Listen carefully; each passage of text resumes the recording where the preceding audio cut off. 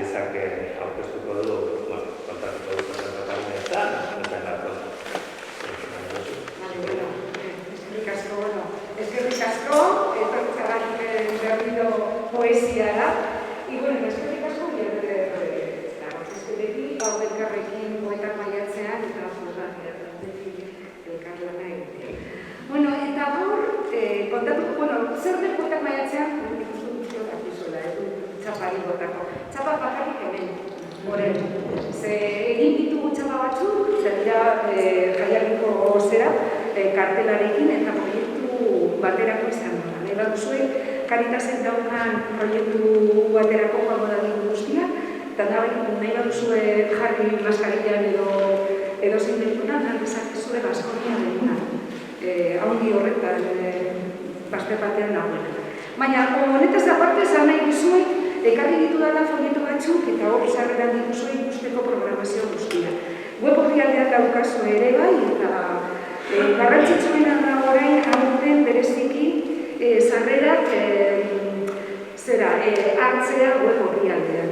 Aforoak bezala mugatuak dira eta neurriak direla eta errezerbak egin behar direla. Ditugu bereziki eta gonbidatu nahi zaituzten bereziki bi ekitanetan. Eta lehenkoa izango da asteartean Mendaraban bertsoak versus. Eta izango ditugu hiru poeta neskak gainera gazteak, iazko Irune eta Itxiak, gainera irabazi zuten beka bat hemen Oiarderrek animatuak, eta hiru poeta, hiru bertsolari eta dantzariak, bertsoak versus.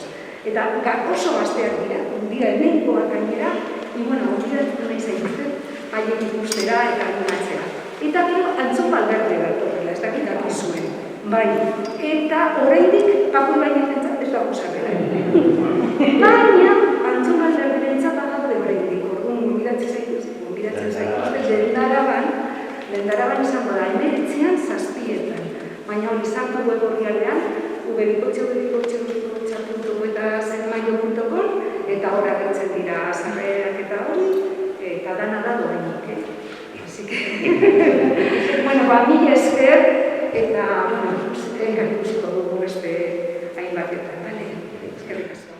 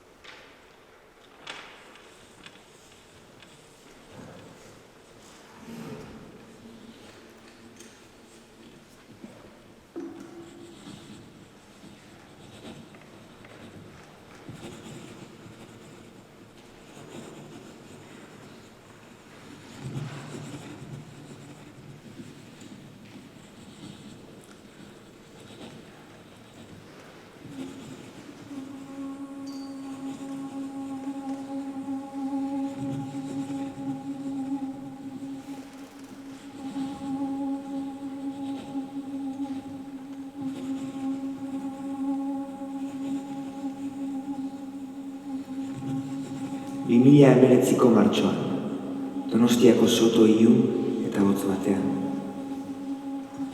Hartzegi. Gerora, zure poema ezagunenetariko bat bilakatuko zena, taberna bateko musuzapi batean idatzita utzi zenuela kontatu ziguten behin, eako poesia gunetan. Ari tiraka hasi eta mataza bakarrean bildu genituen, artean zurea zirela ere oso ondo ez genekien arren, gure bizitzako soinu bandan ezinbestekotzat genituen beste hainbat poema zati ere. Lehenago, bere hautsa entzutean dardar eginarazten zigun gizonari esker iritsi izan ziren zure hitzak uganaino. Baina oraingoan, zurekiko jakin minak alderantzizko bidezidorra hartzera eraman gaitu. Guk ere maite ditugu, gu ere esnarazten gaituzte txoriek. Batez ere, zerbait sortu nahi dutenean beraien egoak automutilatzen ez dituzten horiek. Eta kurioski, lasaitasunez aitortzen dizugu hau izango dela agian, zurekin lotura izan eta txoriak txori abestuko ez den ekitaldi bakarrenetarikoa. Gure ego txikiek hala erabaki dutelako, bai hau eta baita gainerako guztia ere. Baliteke hala iruditu izana, baina ez gatoz baimen eske. etxeko apalategiak ustu eta liburutegietatik zure liburu guztiak mailegatu ostean, gure artean banatu genituen duela hilabete batzuk.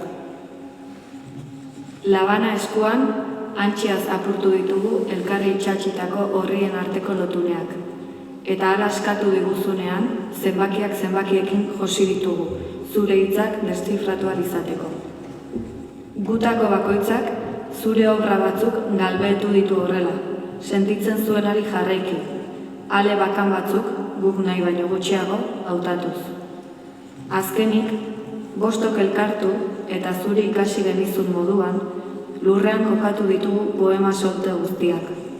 Paperezko kaosa garaika eta gaika ordenatzeko ahalegin ezinezkoan. Zure iturri zaharretik edan dugu, hitz biziei leku eginez. Gure barrunbeetako ateak jo dituzu, kas-kas zure olerkiekin, eta geldirik geratu zara. Barruraino sartzera ausartu gabe. Zure eta gure arteko bidea erdiraino ibiltzen saiatu zara beste behin. Irakurleoi diguzun begiruneagatik aurrerazko pauso bat gehiago eman ezin da.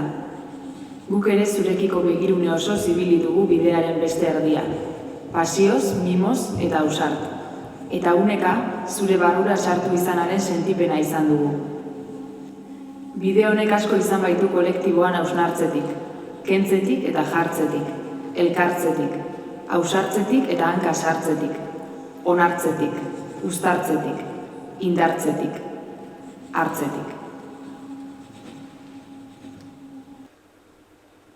Nere ama hil zait, lanak itota. Lanaren amoreagatik hil zait, zertarako dan bizitza jakitera iritsi gabe. Izeba ere hilda, era berdinean hilda izeba.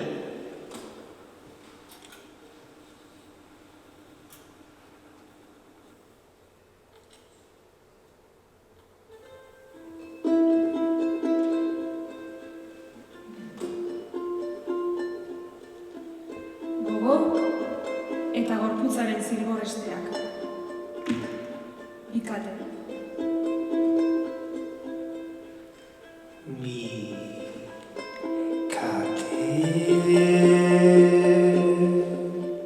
Biak ebaki beharrezkoak, bat gorputzaren bizitzeko, bestea gogoaren askatzeko. Adizu ama, badakizu, sortzen zure gorputzez, lotzen ninduen zilborrestea, sendagileak nola hautzen zuen. Lehenengo eten beharra izan zen, bizitzaren bizitzeko lehen lehea, haurtzaroan, titia eman zenidan, mutil zaroan, eskoletara bidali, bizitzarako armak hartzearen, dena eskertzen dizu. Nuen balore guztiaz, ikarduan neurrian, baina gaztaroan amatxo maite, ohartzaitez, benetan maite nauzun ama izan nahi baduzu, eta nik zu maitatzea, nena izanak izatea nahi dudana izatera, utzi behar nauzula, hau baita nire bakarra, biok elkartxonoki maitatzeko, biok elkarrosoki eta betikoz maitatzeko, zuk zure nortasunaz, nik nereaz, zuk zure nortasunaz, nik nereaz. Ama, ete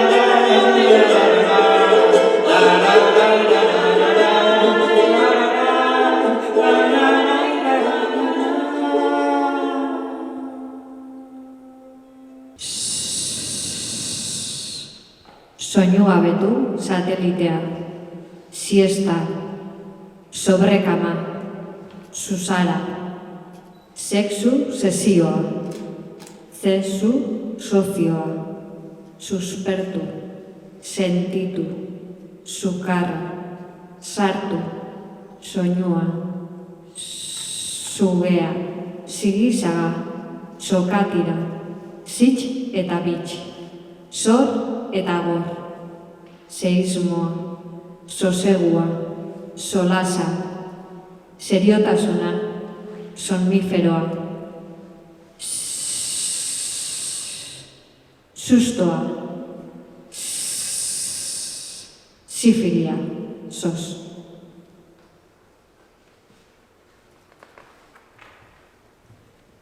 Isiltasun, gelditik gatoz. Gelditasuna dantzatu, isiltasuna kantatu.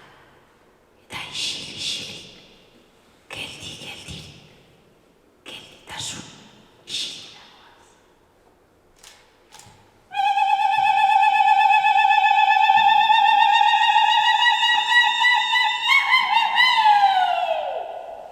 Gaurko kantu, gaurko ontzat.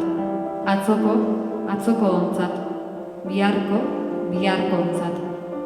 Eta betiko kantu, denontzat.